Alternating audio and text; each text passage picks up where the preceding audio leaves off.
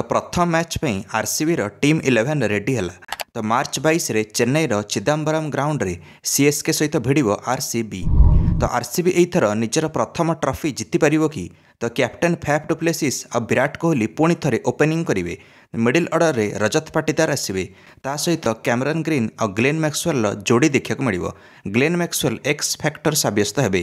गत 50 ओवर विश्वकप रे अफगानिस्तान विपक्ष में डबल सेंचुरी मारी सेमिफाइनाल रे एकाला जिताई ऑस्ट्रेलिया को ग्लेन मैक्सवेल आ फाइनाल रे पहुंचाई देथिले। एथर आरसीबी को आईपीएल जिताई पारिबे कि एकला ग्लेन मैक्सवेल? सेपटे कैमरन ग्रीन 17.5 कोटी रे किणा होती ट्रेड विंडो द्वारा।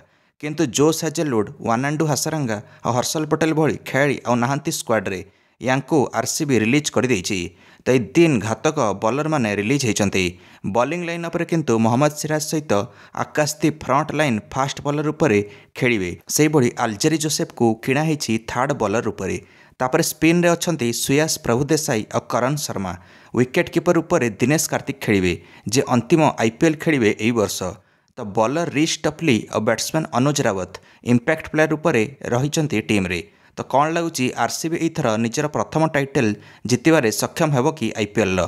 निश्चित निज प्रतिक्रिया कमेंट देदेवे और वीडियो को लाइक और चैनल को सब्सक्राइब करदे। समस्त क्रिकेट अपडेट्स धन्यवाद।